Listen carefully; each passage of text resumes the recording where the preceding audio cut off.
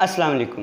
انسان کی زندگی میں بہت سارے پریشانیاں، بہت سارے واقعات ایسے رونما ہوتے رہتے ہیں جن سے وہ بہت سارے اسباق حاصل کرتا ہے۔ ان سے وہ سیکھتا ہے کہ اسے آگے اس طرح کی پرابلم سے، اس طرح کے واقعات سے کس طرح نمٹنا ہوگا۔ اگر آپ یہ میری ویڈیو آخر تک دیکھتے ہیں تو انشاءاللہ یہ ویڈیو آپ کو اس طرح کے واقعات، اس طرح کی پرابلم کو نمٹنے میں ضرور مدد فراہم کرے گی۔ سب سے پہلے اس بات کو مد نظر رکھیے کہ اسی طرح کا ایک بہت بڑا انسیڈنٹ بیروت لبنان میں ہوا۔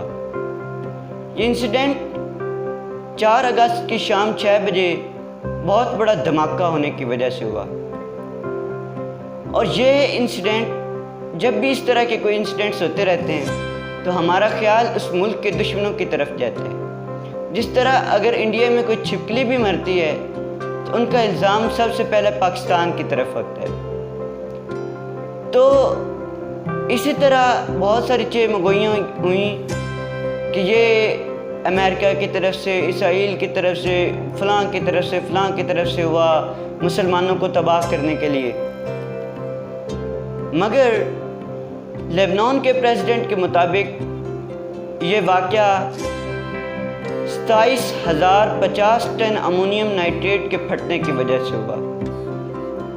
یہ امونیم نائٹریٹ 2013 میں ایک کشتی کے ذریعے، جو کہ کسی ٹیکنیکلی جو خراب ہو گئی تھی اور بیروت آ کر رک گئی، اس میں تھا۔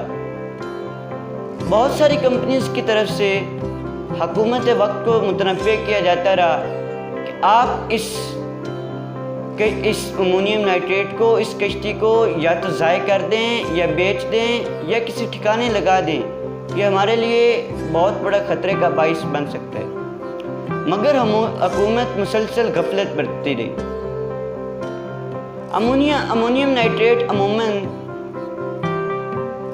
فرٹیلائزرز یعنی زرعی کھادوں، آئل اور اسی طرح کی دیگر چیزوں میں استعمال ہوتا ہے۔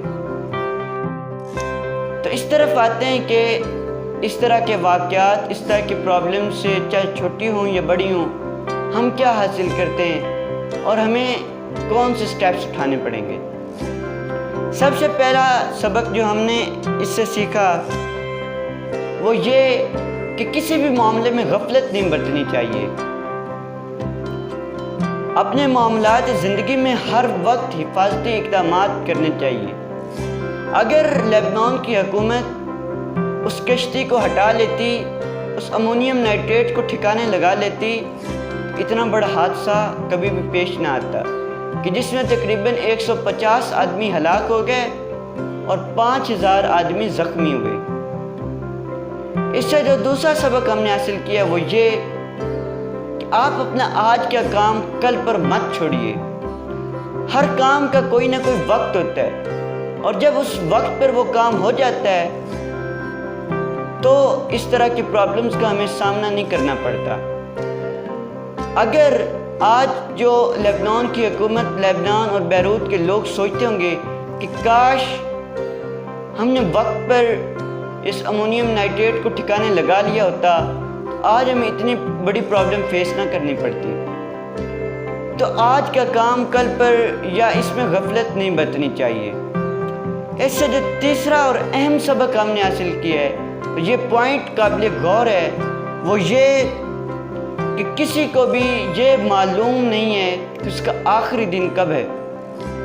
بہت سارے لوگ وہاں پر خوشی سے چلتے پھر رہے ہوں گے، مگر کس کو معلوم تھا کہ قضا کی گھڑی آ پہنچی؟ کس کو معلوم تھا کہ اس کی موت اس کے سر پر ہے؟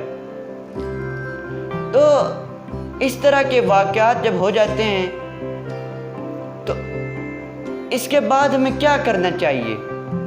ہمیں کون کون سے کام کرنے چاہیے؟ سب سے پہلی بات تو اپنی آخرت اور اپنی موت کے لیے تیار رہنا چاہیے، قبر کے لیے تیار رہنا چاہیے، اپنی آخرت کی تیاری کر کے رہنا چاہیے۔ اس کے بعد کبیرہ اور صغیرہ جتنے بھی، چاہے جس طرح کے بھی گناہ ہوں، جو برائی ہو، اس سے بالکل اوائڈ کر کے رہنا چاہیے۔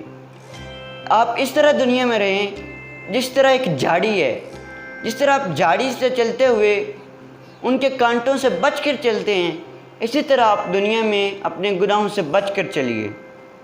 اس کے بعد اللہ کے مقرر کردہ حدود کے مطابق اپنی زندگی گزاریے۔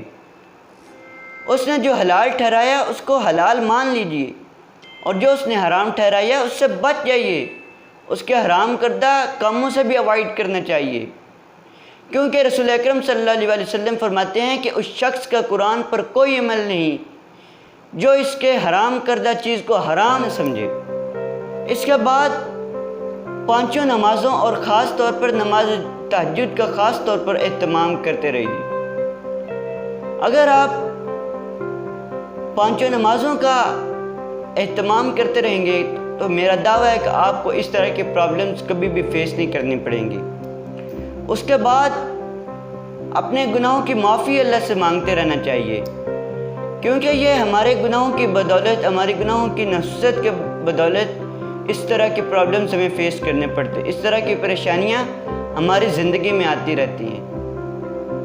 اس کے بعد آپ کو صدقات اور خاص طور پر اپنی جو فرض زکوٰۃ ہے اس کا خیال رکھنا چاہیے، اور مختلف NGOs اور سب سے پہلے تو اپنے جو پڑوسی، اپنے رشتہ دار، ان کا خیال رکھنا چاہیے۔ میں اپنی گفتگو کا خاتمہ اقبال کے شعر پر کرتا ہوں کہ یہ گھڑی محشر کی ہے تو عرصہ محشر میں ہے، پیش کر غافل عمل کوئی اگر دفتر میں ہے۔ اور حدیث رسول پر صلی اللہ علیہ وسلم کہ محاسبہ کر لو اپنا اس سے پہلے کہ اللہ کے کٹارے میں کھڑا کر کے تمہارا محاسبہ کیا جائے۔ تو آج کے لیے اتنے ہی، ملتے ہیں ایک نئے میٹر کے ساتھ، دعا میں یاد رکھیے گا۔ السلام علیکم۔